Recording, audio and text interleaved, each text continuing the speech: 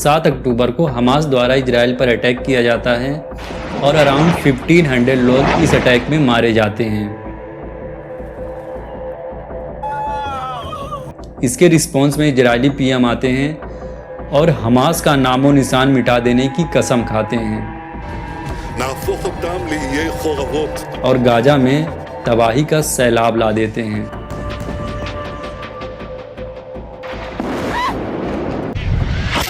Gaza Israel की conflict आज की नहीं बल्कि दशकों से ग्लोबल कंसर्न और डिबेट का विषय रहा है। हालांकि रिसेंट डेवलपमेंट ने इसमें कॉम्प्लिसिटी की एक और लेयर ऐड कर दी है और सबसे महत्वपूर्ण बात यह है कि सऊदी अरेबिया और रसिया ने यूनाइटेड स्टेट को वार्निंग दी है regarding its support for Israel in this region. ये जो डिप्लोमेटिक क्लैश हो रहा है मिडिल ईस्ट में पावर बैलेंस को लेकर बहुत बड़ा क्वेश्चन रेज कर दिया है यूनाइटेड स्टेट्स, सऊदी अरेबिया और रसिया जैसे मेजर प्लेयर्स के रोल पर। और सबसे बड़ी बात यह है कि इजरायली मिलिट्री एक्शन का सामना कर रहे पैलेस्टीनियन लोगों के ऊपर इसका क्या इम्पैक्ट पड़ने वाला है। देखो, रसिया और सऊदी अरेबिया द्वारा ये जो वार्निंग जारी किया गया है उसको समझने के लिए इसके पीछे का जो हिस्टोरिक कॉन्टेक्स्ट है उसको समझना आवश्यक है। The origin of this conflict can be traced back to the late 1940s with the establishment of the State of Israel. Israeli state के इस्टेब्लिशमेंट के साथ पैलेस्टीनियंस अरब का डिस्प्लेसमेंट हुआ जिससे लोगों में क्रोध, नफरत की भावना और टेरिटोरियल डिस्प्यूट पैदा हुआ। गाजा मेडिटेरेनियन कोस्ट और लैंड के बीच एक छोटा सा स्ट्रिप है जो इस रीजन में टेंशन का मेन फोकल पॉइंट रहा है।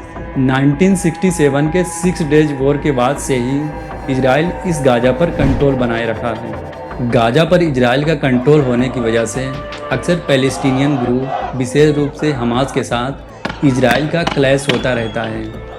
इन टकरावों के परिणाम स्वरूप दोनों साइड लाइफ और प्रॉपर्टी का सिग्निफिकेंट लॉस होता रहता है। इजराइल और हमास की क्लैश की वजह से गाजा के सिविलियंस को हिंसा का खामियाजा भुगतना पड़ता है जो कि 7 अक्टूबर के बाद से देखा भी जा सकता है।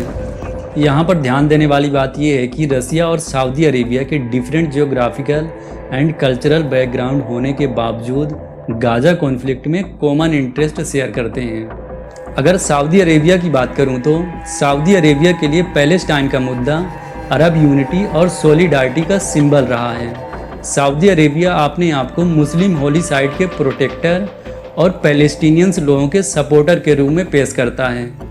सऊदी लीडर्स पैलेस्टीनियन टेरिटरी पर इजराइल के ऑक्यूपेशन को इनजस्टिस और रीजनल स्टेबिलिटी के लिए थ्रेट मानते हैं। कंसिक्वेंटली वो कॉन्फ्लिक्ट के पीसफुल रेजोल्यूशन की बात कर रहे हैं जो पैलेस्टीनियंस को उनके राइट प्रोवाइड करेगा और एक वाइबल पैलेस्टीनियन स्टेट की स्थापना करेगा। अगर रसिया की बात करूं तो Moscow historically Israel president Mohammed Abbas के नेतृत्व वाले Palestinian authority Hamas control Gaza strip सहित वेरियस पैलेस्टीनियन गुटों के साथ संबंध बनाए रखा है।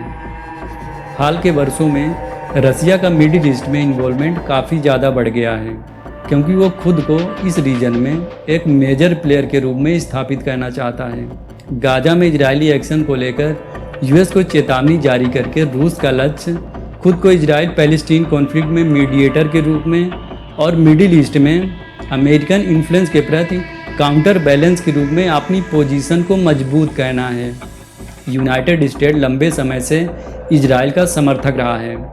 उसने इजरायली गवर्नमेंट को महत्वपूर्ण मिलिट्री, फाइनेंशियल और पॉलिटिकल सपोर्ट प्रोवाइड की है क्योंकि सऊदी अरेबिया और रसिया सहित कई अन्य देश इसे एक तरफा और शांति प्रक्रिया के लिए हानिकारक मानते हैं। हाल के वर्षों में यूएस गवर्नमेंट ने कुछ ऐसे कदम उठाए हैं जिसे डायरेक्टली इजराइल के हित से जोड़कर देखा जा रहा है, जैसे यरूशलेम को इजराइल के कैपिटल के रूप में रिकॉग्नाइज करना, इजराइल और अरब स्टेट के बीच में समझौता कराना और इजराइल के साथ स्ट्रॉन्ग मिलिट्री पार्टनरशिप बनाए रखना शामिल है। जबकि यूएस इजराइल पैलेस्टीन कॉन्फ्लिक्ट के लिए 2 स्टेट सॉल्यूशन का लगातार समर्थन व्यक्त किया है। यूएस के पॉलिसी और एक्शन को अक्सर इजराइल के फेवर में माना जाता है। अगेंस्ट दिस बैकड्रॉप गाजा में इजरायली एक्शन को रोकने के लिए सऊदी अरेबिया और रसिया की यूएस को चेतावनी अब एक महत्वपूर्ण डिप्लोमेटिक डेवलपमेंट के रूप में सामने आई है। ये वार्निंग इस रीजन में जारी हिंसा और अस्थिरता के बारे में इन देशों की निराशा और चिंता को दर्शाती है, और ये इजराइल पैलेस्टीन कॉन्फ्लिक्ट में प्राइमरी मीडिएटर के रूप में अमेरिका के रोल को भी चुनौती देती है।